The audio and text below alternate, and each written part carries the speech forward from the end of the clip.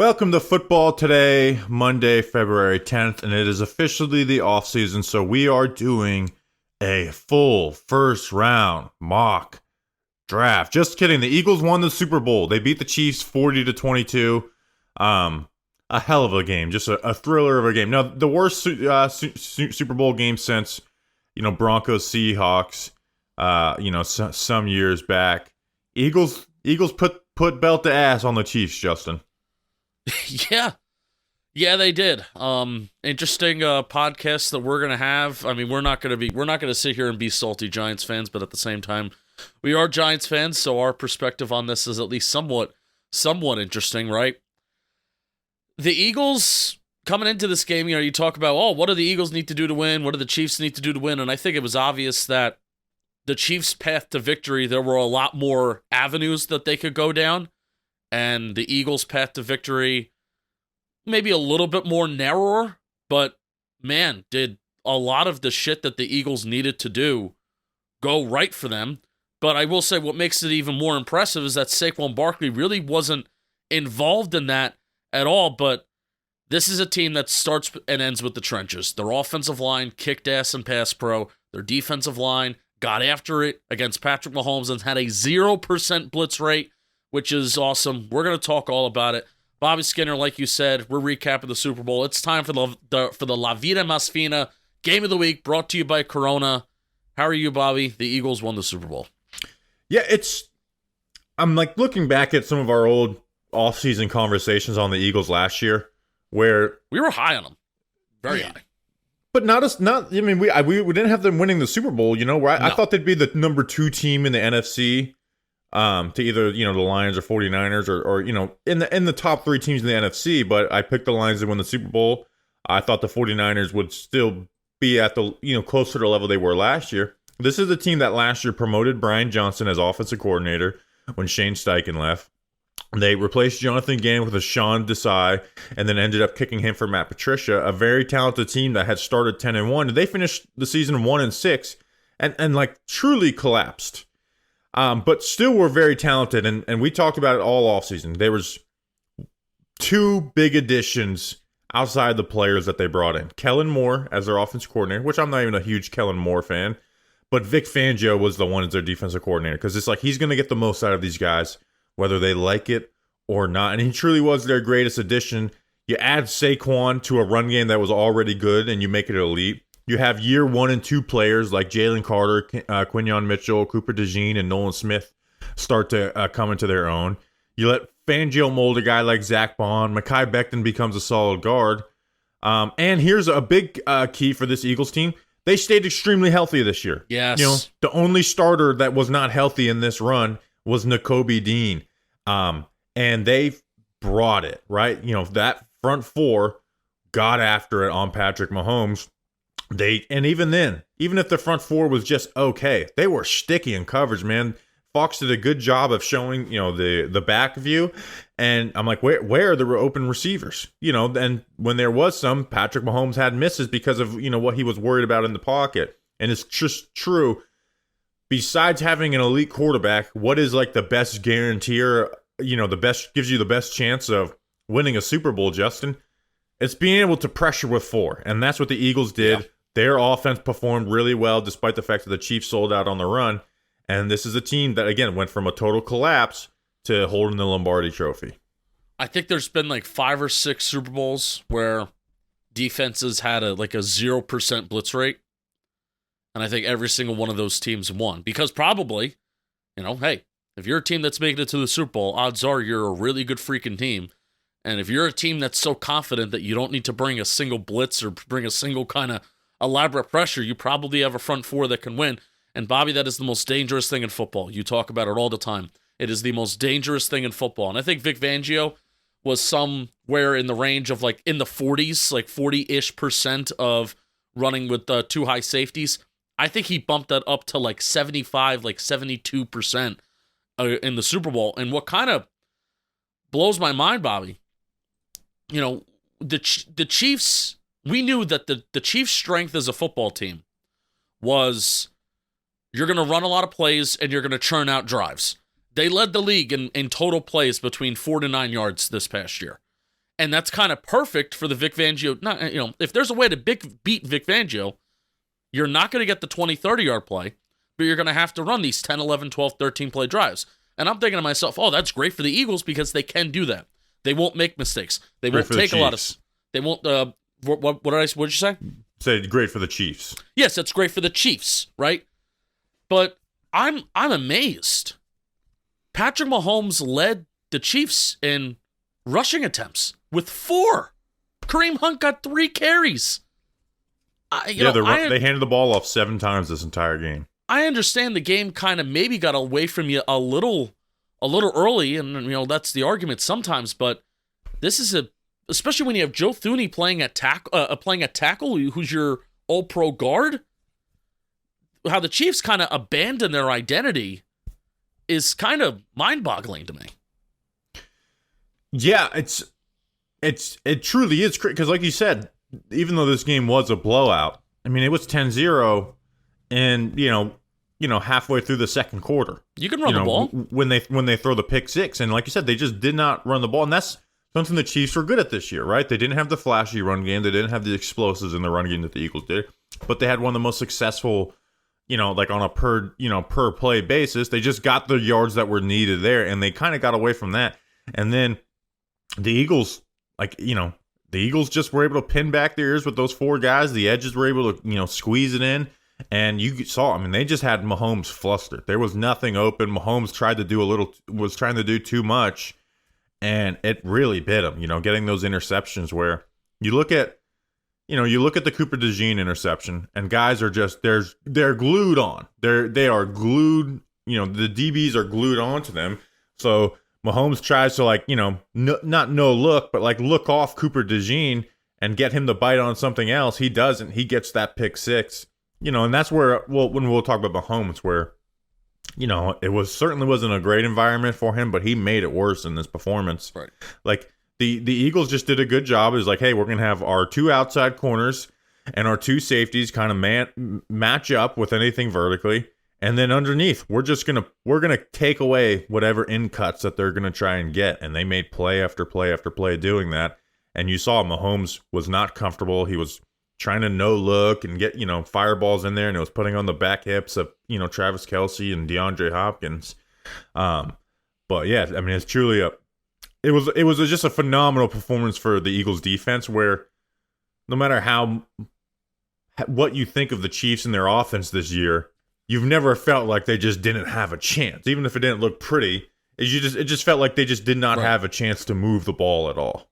No, I think once I think Mahomes threw an interception, I think the Eagles capitalized with the score in the first half. And I had the thought then, it's warm up the buses. There was no shades of, Tom Brady on the call, which is funny, disaster, by the way. I don't even know if we're going to get to that. But 28-3, you're watching that game against the, Falcons, Pats, and you're thinking, Patriots may come back and win this. You're watching that in the moment thinking that. It wasn't just hindsight's 2020.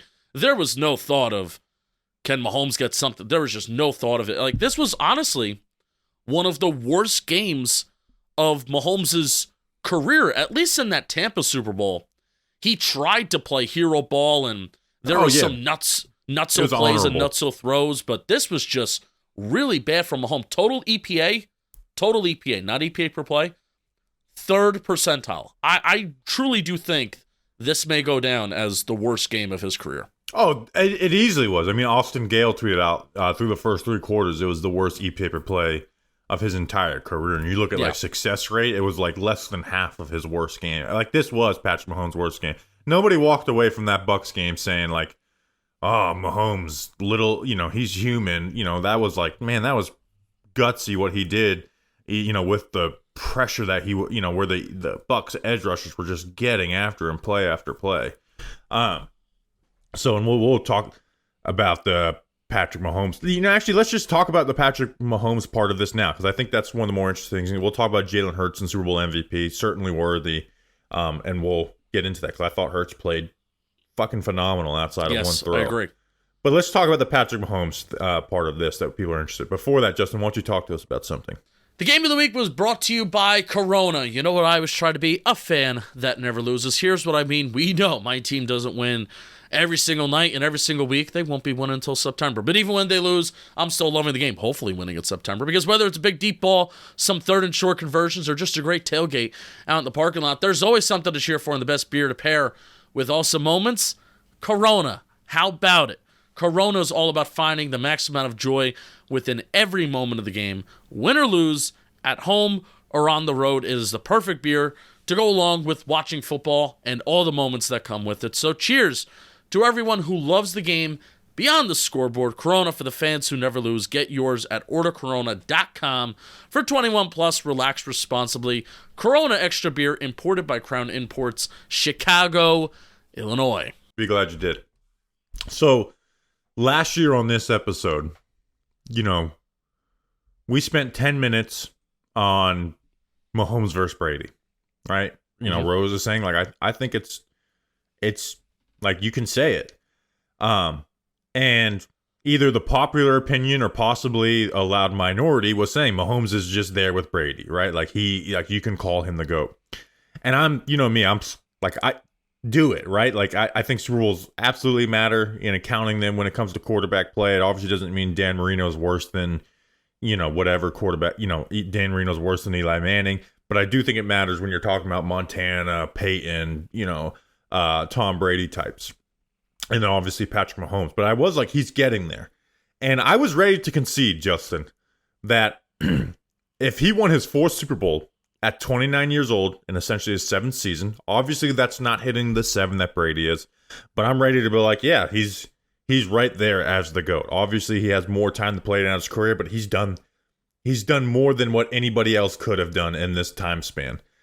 Instead, he was flat out bad, right? Like I mentioned, his worst EPA per play in the first 3 quarters of his entire career. And it was 10-0, and that's when it really felt like it fell apart, right? Because you throw the pick 6 and it turns into 17-0. Then you have a punt. And then you throw an interception that leads to a 14-yard touchdown drive to make it 24-0 at the half. And then, hey, you could have got a touchdown to possibly make it 24-7 and get the ball back, but we throw the ball behind Hopkins on that play where he had all that space in front of him. He wouldn't have scored a touchdown, but it would have gotten it, close.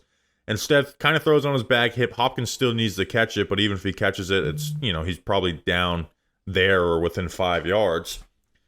He just felt like he was never comfortable trying to no-look defenders into mistakes, and that led to his own mistakes. He put the ball behind Kelsey on his back hip on a couple key third downs.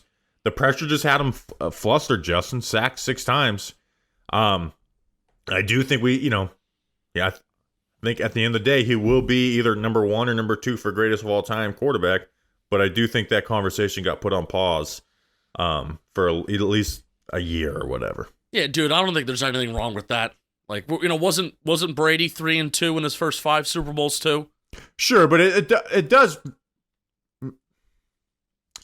Yes, right. And I don't feel like doing the Brady versus Mahomes thing, but this was the worst performance. This was the worst. Yeah, this was the worst performance, right? Yeah, and Brady never had just a flat out shit the bed. Like, his worst Super Bowl performance of all time. Like, in terms of out of the 9, wasn't that such a Tom Brady thing to do too? Yeah, actually had 10. He's like, my first 9 Super Bowls, I never had a touchdown in the first quarter. But the worst one that Brady had was his first one, where it was very pedestrian numbers, but he obviously still won the game. Even in the Eagles' loss, that was the most passing yards that anybody ever had in Super Bowl history. Right. So, Brady never had this. But again, man, I sometimes don't like, and it's the same thing with like the MVP conversation. Sometimes you're splitting hairs. Like, we're talking about greatness versus greatness, and we're debating like who is greater. It's like both of these guys are just really fucking good. Here's the conversation I want to have.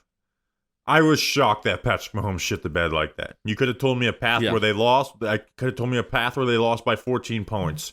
Yeah, I was kind of shocked how bad that he played, because he not only was it bad circumstances, he made the circumstances worse. Well, I also walk away from this game, and you can now. This is where you can maybe call me Giants hater, Eagles hater, whatever. They play this game again next week. I think the Eagles could win 20-17. It was a bad fucking day. It was a bad day. And the Eagles dominated. They deserve to win. That is not what I'm saying. Do not click off this video and leave a comment. Justin's an asshole. It was his worst day. This just doesn't happen from Patrick Mahomes. It doesn't. So if they were to play this game 2 weeks from now, I'm just like, I can very much see the result being different. And that's why the game of football is the way that the game of football is. It's one day, it's one game, it's 60 minutes, and you either got your best and you can come out on top in the world's biggest stage, or you can kind of crumble for that one day, and it was a bad day for Patrick Mahomes. That's it. Yeah, he's human. Yeah, he is human. But I don't want to just put, I just had a bad, like, you have 2 weeks of preparation to go into this bad day. This is not a bad day in a week 13 when you're on a 3-game winning streak and, you overlook whatever team. Like, I don't think you get to do the bad day. Like, he played terrible. It was his worst performance of his NFL career, I think, by far, right? Yeah. We didn't, again, like you mentioned before, we didn't walk away from the Bucs Super Bowl saying, oh man, Mahomes, what, he really shit the bed today. No, we actually talk about him being let down. Where I think in this game, where it was just that it just did not feel like any good Mahomes plays in this game until it didn't matter, and he was hitting Xavier Worthy, who was split some safeties. But I mean and again, the Eagles defense is obviously the biggest reason for that, because the Chiefs have done well offensively, or well enough against everybody else. But he made it worse. But that Eagles defense, dude, it was every play where it wasn't just one guy winning. It just felt like all 4 rushers were just closing in on him at the same time, right? That strip sack, I think, really, it boiled down to a play like that where they just closed in on him at all times. And then every time you'd look at it, and this is, I think, bad on Andy Reid, where try and get some type of manufactured touches or quick game stuff a little better, or work the run game, right? Work the run game, and they just did not have that in the game plan, I guess. Very puzzling. So I think Andy Reid deserves some blame on that, but it was a mess out there for the Chiefs offense. It was, yeah, and I guess the final thing we'll say about the Chiefs, because we talked a lot about the Chiefs. I feel bad that we haven't talked that much about the Eagles, and they really did kick ass.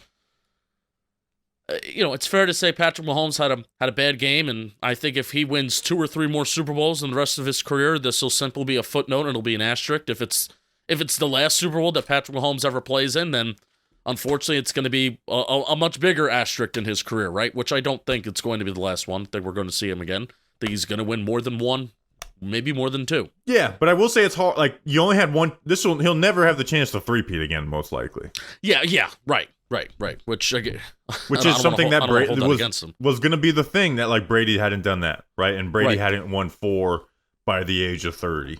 Right. But the Chiefs. But my overall point is why I started that is that the Chiefs still do need, like, they've had a tackle problem for the last couple years, and they still didn't fully address it. Now, they paid Juwan Taylor a lot of money. They paid him a lot of money, and he has not been very good. You cannot have Joe Thuney playing tackle. You're the Kansas City Chiefs. Trey Smith is a huge question mark. Huge question mark. Are you going to pay him? They're probably not going to pay him, because some other team that has a shit ton of money is probably going to want to get one of the best guards in the NFL to come over and play for them, right? So if you want to talk about, like, the Eagles have the blueprint, right, of offensive line, defensive line, there are now some major question marks on the Chiefs offensive line-wise that they're probably going to lose Trey Smith. What are you going to do at left tackle?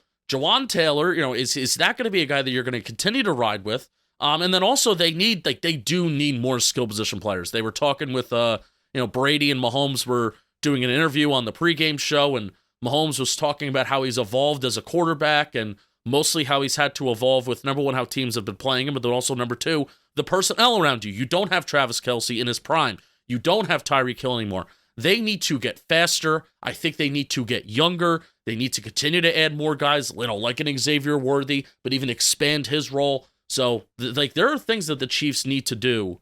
They're going to obviously be great, but if they want to get back to that,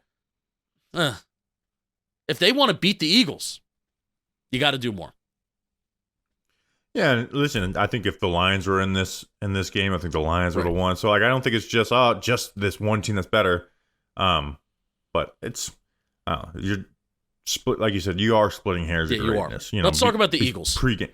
So let's talk about like the MVP part of this, because I think this is a good way to talk about the Eagles as a whole. Who do you think should have won Super Bowl MVP? Jalen Hurts, 100%. Me too. I thought he played extremely well. They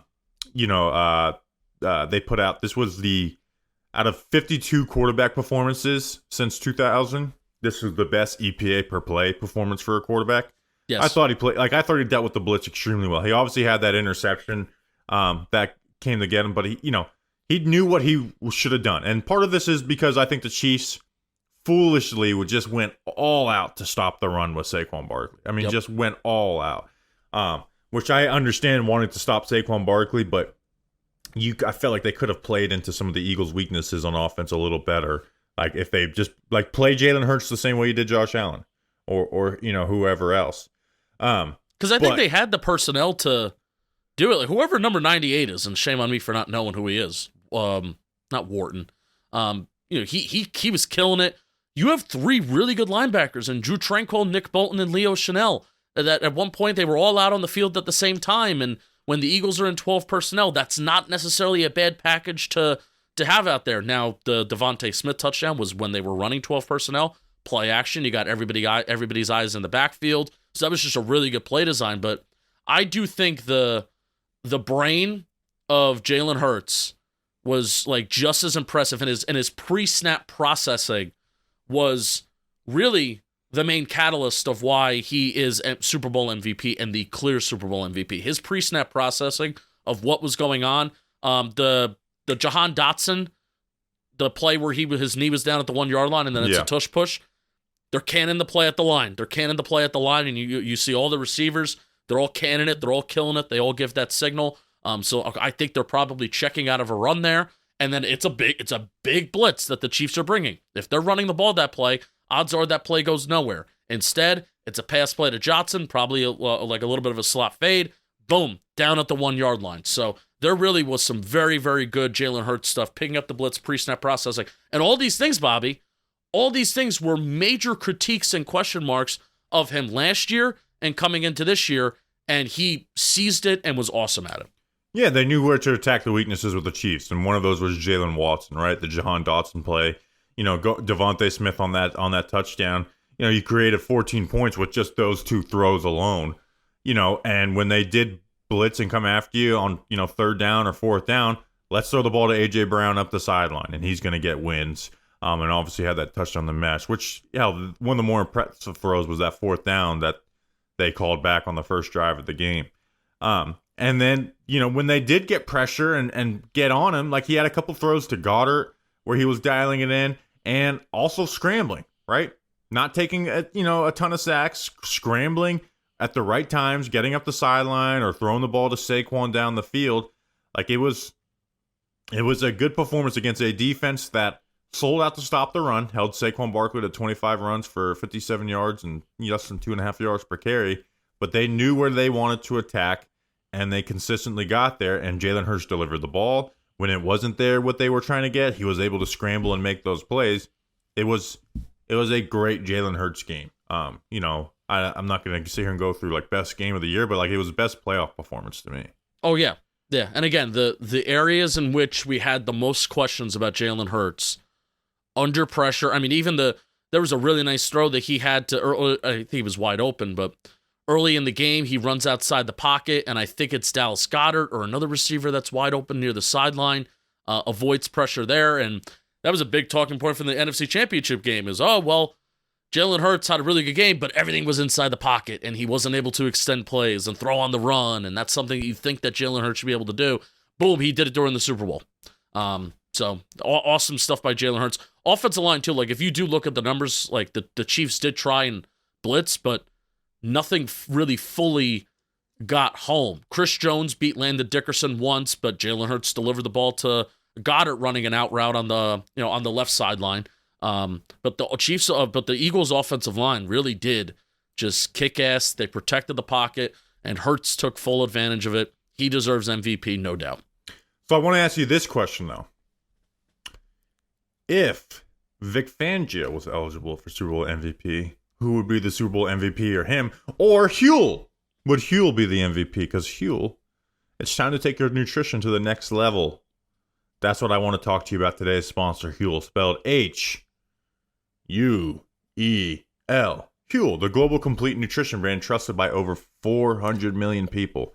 That's a lot. That's more that's in New Orleans right now. Their Black Edition ready to drink is a total game changer. A complete meal in a bottle that's high in protein, low in sugar, and packed with all the nutrients your body needs to feel and perform at its best. This stuff is better than Eagle eggs. I'm always on the move and don't have time to whip up a balanced meal, which is where Huel comes in. Huel is convenient and tastes so good. Their shake actually tastes like a milkshake, and they come in chocolate or vanilla. So, join the community of Hueligans with this exclusive offer for new customers. 15% off plus a free gift with the code FOOTBALLTODAY at Huel.com. That's 15% plus a free gift for new customers with the code FOOTBALLTODAY at Huel.com. Unlock a healthier, easier way to eat with Huel, nutritionally complete meals in minutes so you can focus on what really matters. You'll be glad you did. I have a question for you. Answer the damn question. Oh, that was a real question. No, it is a real question. Okay. It's called a teaser, where it's like you tease something to keep people through the ad. Yes. I'm going to say no, and I'm going to give you another person. Howie Roseman. And then I'm going to follow this up. Blah, blah, blah. You can do that with any NFL Super Bowl champion team. I'm going to follow this up with another question. And this could be it's time for clip time, Kevin. I'm not going to ask you, was it the greatest offseason ever? I'm not going to ask you that, because then you're going to sit here and be like, oh, well. No, the Bucks added Tom Brady and Rob Gronkowski. All right. So let me finish the question, and then you can give your opinion. Are you at least intrigued, like after this podcast is over and after we're going to have this conversation, are you intrigued by looking into and researching, did Howie Roseman and the Philadelphia Eagles have the best offseason ever? How about this? Not including adding a Hall of Fame quarterback in Tom Brady. Because I think they might. Now you're asking me a question that deserves detailed research, and I know, but that's why I'm not asking you, was it? I'm asking you, are you intrigued into looking into it? Like I am, yes. Sure, I guess, but I also can look at the money they gave to Bryce Huff to be a nothing. They gave, like... Don't diminish it, man. They killed it. Quinyon Mitchell, which did we call his name at all? It's because he probably wasn't even getting targeted. Cooper DeJean has the pick six. They bring back C.J. Gardner-Johnson, who was... Okay, there's much better draft... Like, this is a good draft class, right? No doubt. There's Saints draft classes that, like, are just way better than this. But I think within the context of where this team was last year, where we're talking about this team... They didn't add a quarterback. This team last year... Like we were talking about the Eagles this year. Can they explode? Are they going to implode? Okay, here's the issue: is the Eagles last year should not have happened to a team that talented, and so the addition of Vic Fangio is huge, right? Yeah, and Kellen Moore's part of it too. Yeah, I want to include like the coordinators, like Kellen Moore and Vic Fangio are a huge part of this. Probably like the biggest parts of it. Yeah, like without Fangio, and if they kept the same coordinators, they could have added Zach Bond and Saquon Barkley and Kenyon Mitchell and Cooper DeJean, and they're just not here if they kept those coordinators in place. So that is part of it. But yeah, I guess I'm intrigued to look at it. But yeah, I'm not answering that yes without looking detailed at different off seasons. Dude, this Eagles team just kicks ass. They're like we knew that they were talented. It was just can the other stuff. We haven't even mentioned Nick Sirianni's name in all of this. He has a winning percentage that's one of the highest ever for a coach. How many years he's been there. He becomes a Super Bowl champion. Eagles get their revenge on the Chiefs. So it's a feel good freaking story if you're the Philadelphia Eagles, man. Congratulations. Hooray. All right, that's an episode. We'll be back later on this week to have some fun with all that. Yeah, Chris, we're going back to 2 times a week. Well, it's the off season, so we'll see you. We'll see you every Tuesday and Monday now, but we'll see you starting Tuesdays and Fridays. So have safe travels to Chris Rose. Make sure to tweet at him to have safe travels. We'll see you when we see you. Until then, that is football today.